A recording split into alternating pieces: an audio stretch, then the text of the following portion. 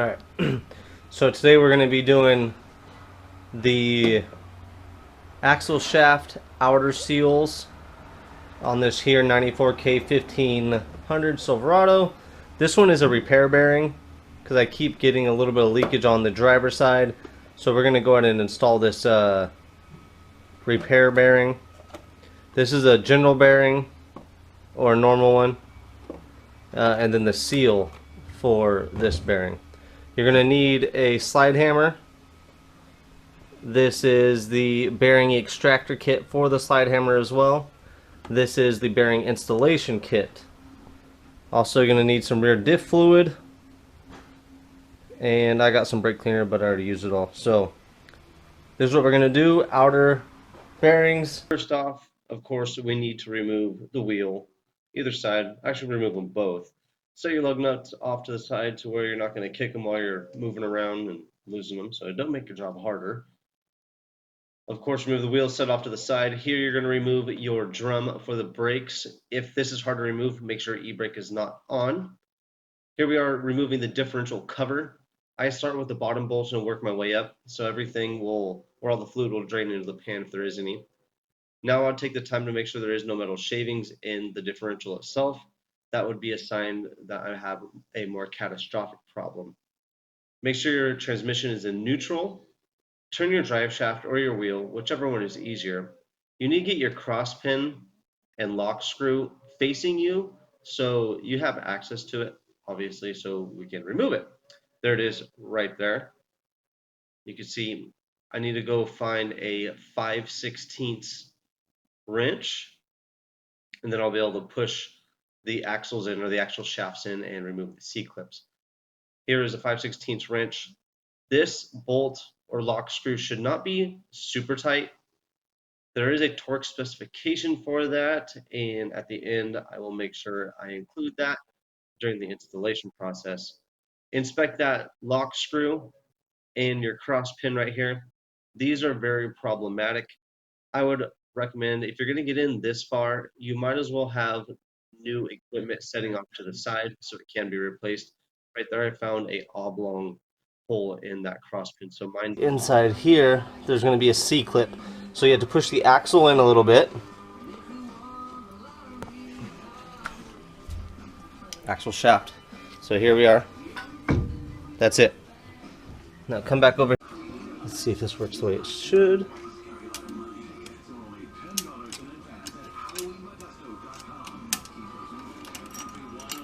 You see that? Took it right out with the magnet. That is the way to go. Paul goes right. Pull on this axle.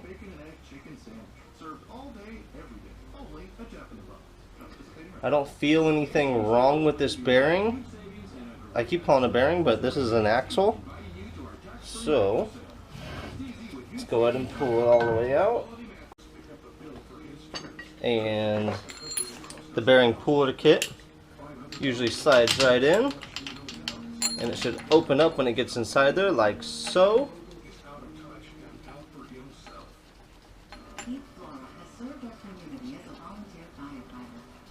Alright.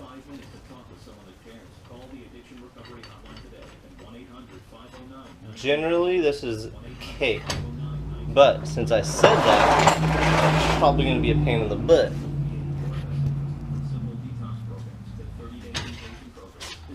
I'm going to stand up.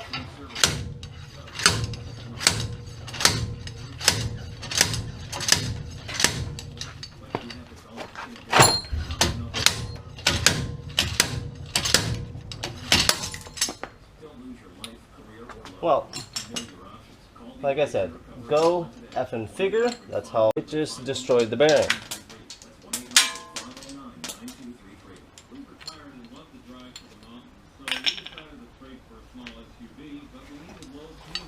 So, let's put it back in there.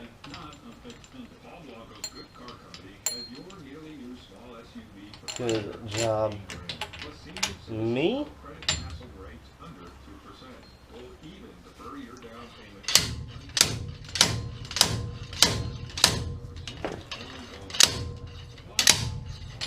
There it goes.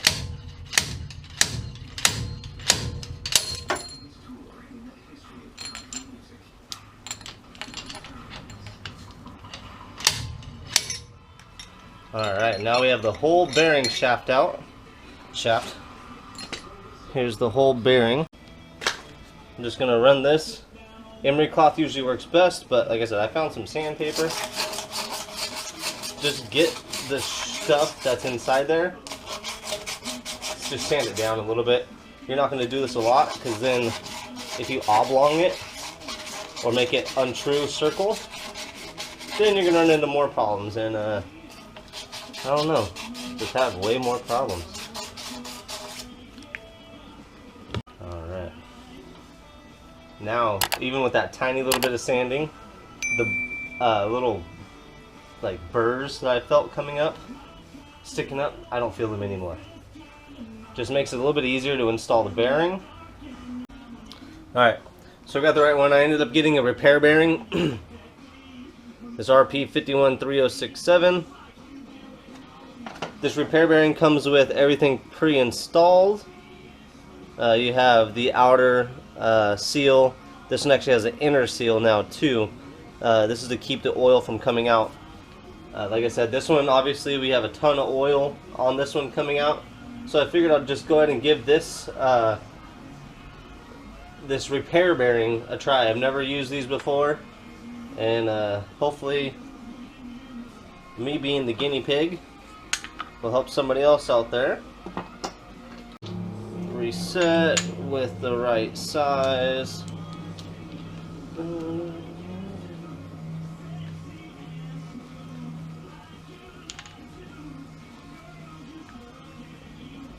Here in California today, it's a nice rainy day. In NorCal, that is.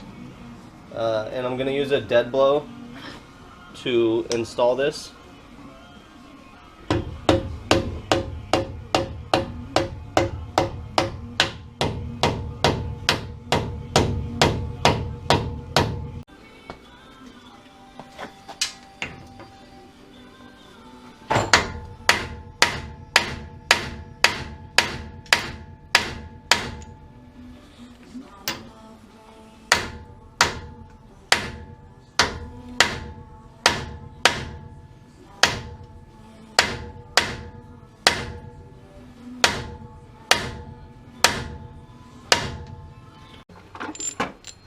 But you can get them at any store.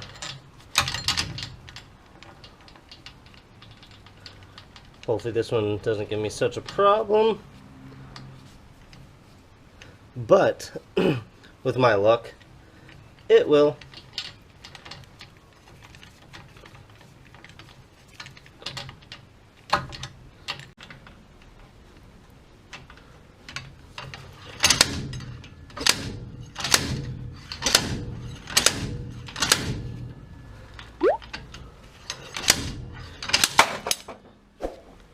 Bam. See that? Bearing, everything all in one. Okay, so same thing. We're going to press these bearings in.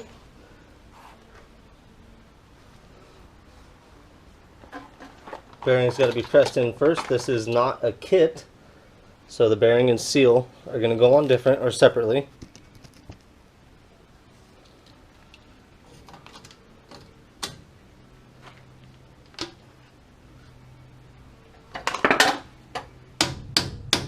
Try with the dead blow first.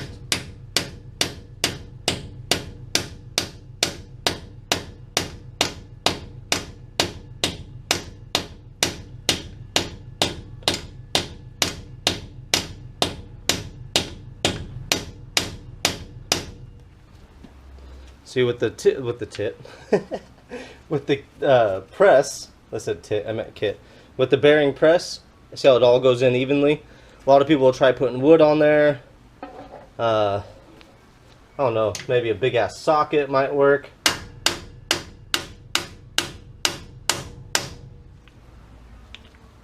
Just cut my glove.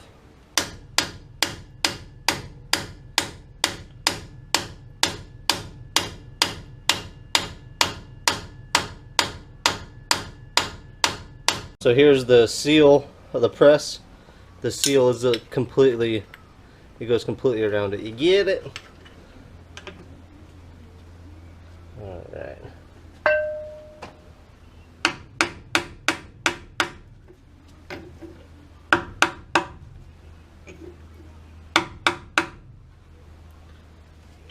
And of course it's not going in straight.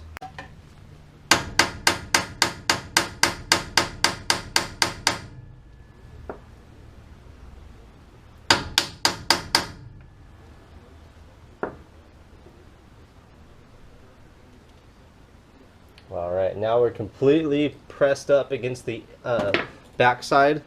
The seal is completely flush against it. Make sure you don't have any debris on your axle shafts when you do this, just so you don't get anything in your bearings.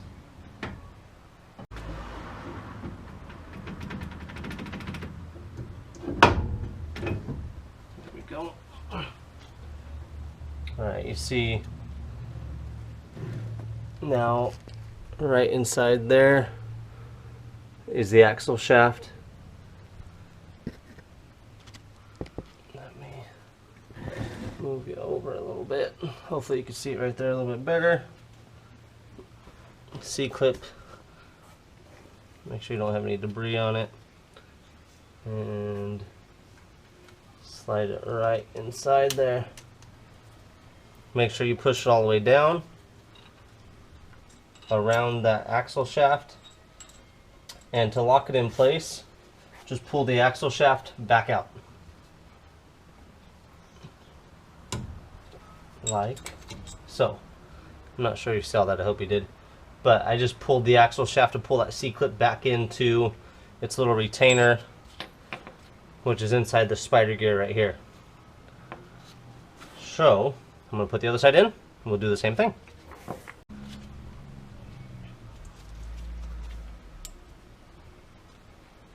Right inside there, like so. Again, we're going to push it all the way on. And to lock it in place, we're going to pull that axle back out again.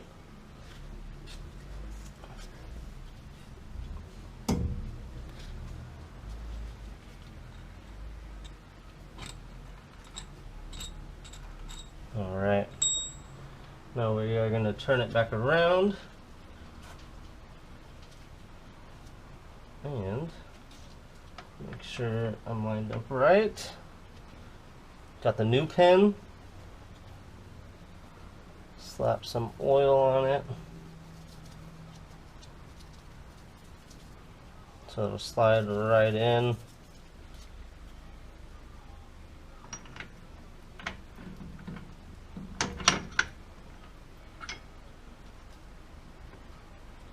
Alright, new retainer. I wonder if I have any thread locker. Let's go ahead and put this retaining clip back in, like so. We're going to make sure that this one's going to be nice and tight.